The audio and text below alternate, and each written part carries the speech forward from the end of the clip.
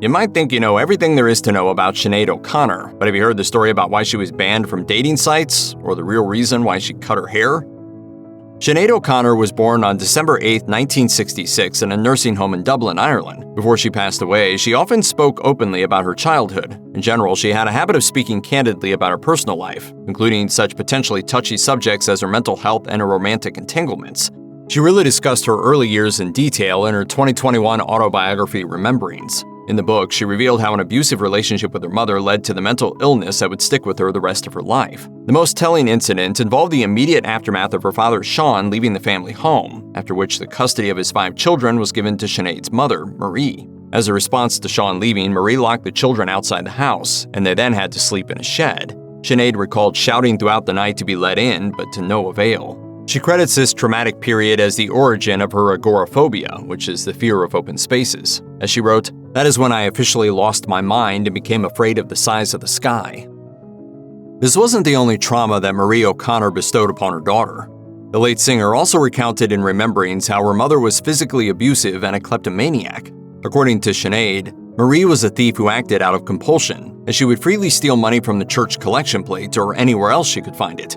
Even worse, Marie also forced her children to steal for her by sending them to empty charity collection boxes, and she would then keep the money for herself. As Sinead grew into adolescence, she also became addicted to thievery, particularly shoplifting, as she got a kick out of stealing clothes and then sprinting away. When this behavior was discovered, she was sent to a reform school run by nuns.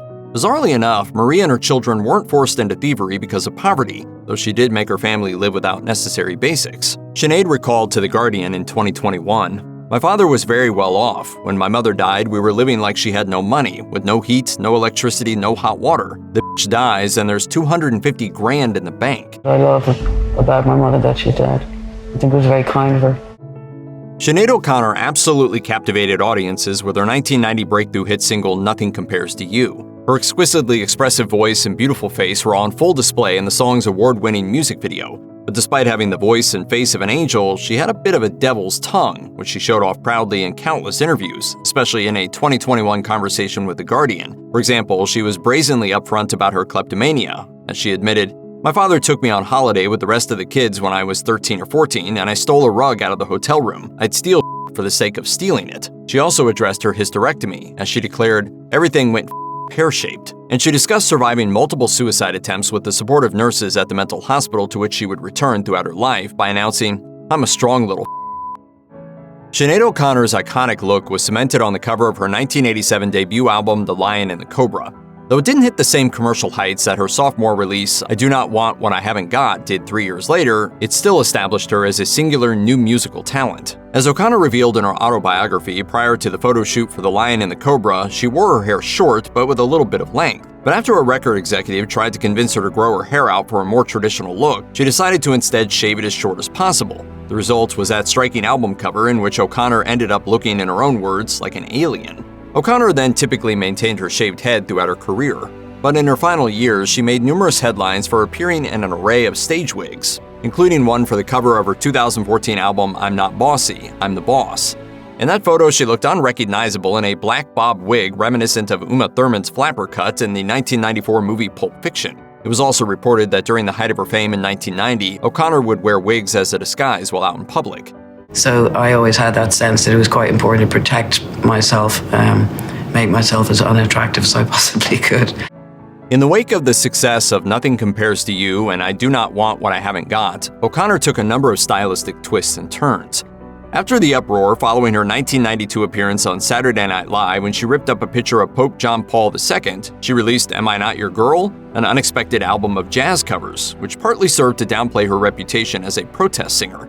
But O'Connor found her way back to controversy again in 1994. That was when she released her 4th album, Universal Mother, which featured a song that raised tensions on both sides of the Irish Sea. A singular work in her discography, Famine is an extended hip-hop-infused spoken word piece, laying out in detail O'Connor's contention that the Great Irish Famine of 1845 to 1852 should not be described as a famine at all. This was due to the fact that the British colonizers continued to export food from the country during the crisis, which led to hundreds of thousands of unnecessary deaths. As O'Connor put it in the lyrics, "See, Irish people were only allowed to eat potatoes. All of the other food, meat, fish, vegetable, were shipped out of the country under armed guard."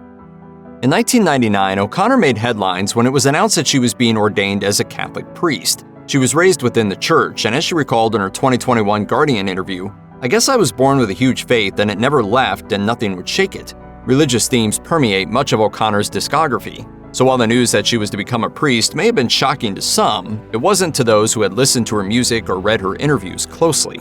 But women cannot officially become priests in the Roman Catholic Church. O'Connor's ordination took place within the Latin Tridentine Church under the supervision of her friend Michael Cox, an independent bishop who is not in communion with the Roman Catholic Church. The ordination drew sharp criticism from Pat Buckley, another independent Catholic bishop. He noted that O'Connor had previously paid for a hernia operation for Cox and argued that she'd effectively bought her ordination.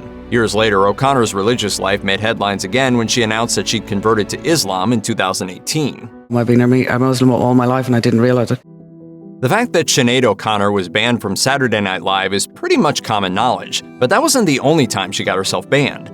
In the early 2010s, she often talked on her personal blog about how she was looking for a new romantic partner. She'd been married 3 times by that point. Her most recent, to fellow musician Steve Cooney in 2010, had lasted less than 12 months. She was candid about sex throughout her career and entertained her online followers with posts detailing that she was, to put it mildly, in the mood for love. But one thing was working seriously against O'Connor's favor. Her dating profiles were often reportedly so raunchy that they were removed by administrators, which prompted her to seek dates directly from her fan base. Though her profiles were reportedly later unbanned, she still decided to take her romance campaign to the next level. This included an appearance on Ireland's The Late Late Show, during which she revealed that her ideal man should be hairy. I have not had sex for 7 months. I can't handle it. I actually can't handle it. This prompted a tsunami of emails from men attempting to court O'Connor. One of them, Irish therapist Barry Hurridge, was even successful, as he became the singer's 4th husband in 2012. Though the marriage rather publicly broke down soon after, the pair briefly reconciled in 2014 and announced that they would renew their vows, though the ceremony never happened. The fact that Sinead O'Connor was often unlucky in love was a staple of the tabloid press throughout her life, but she was also quick to criticize the dating culture in her home country of Ireland. According to O'Connor, her candidness, particularly regarding sex, made it difficult to connect with scandalized family members of people she'd previously dated. In a widely reported interview with the Irish Sun in 2013, she claimed, "You're not allowed to talk about sex in Ireland. The last 4 boyfriends I've had, their mothers have refused to meet me because I wrote articles about sex." O'Connor's experiences didn't leave her so jaded that she gave up on finding love, but they did lead her to set a new dating rule for herself. As she explained, "I don't go out with anyone whose mother isn't dead." By 2021, O'Connor had seemingly ended her search for love, as she admitted to the New York Times, "I'm lucky because I enjoy my own company." In 2013, O'Connor was courting controversy once again as she got into a bit of a tiff with pop star Miley Cyrus, who had just released her hit single Wrecking Ball. Viewers had noticed some similarities between the Wrecking Ball video and O'Connor's own iconic Nothing Compares to You clip, but O'Connor was apparently not very impressed. Instead, the Irish singer chastised the young star in an open letter for appearing naked in her video and licking a sledgehammer suggestively. As O'Connor put it, "The message you keep sending is that it's somehow cool to be prostituted. It's so not cool, Miley. It's dangerous." Cyrus responded on Twitter with a screenshot of some old posts from O'Connor in which she discussed taking medication and needing to secure psychiatric treatment. She also compared O'Connor to actor Amanda Bynes, seemingly insinuating that O'Connor was in the midst of a mental health crisis. O'Connor responded in turn by saying that Cyrus was misrepresenting her, while also insisting that she take down her recent posts. However, what the feud obscured was the fact that these two women actually respected each other as artists. O'Connor's open letter referenced Cyrus's obvious talent, and Cyrus later praised O'Connor as an incredible artist during an appearance on Today. I get open letters every day. It's nothing too new for me.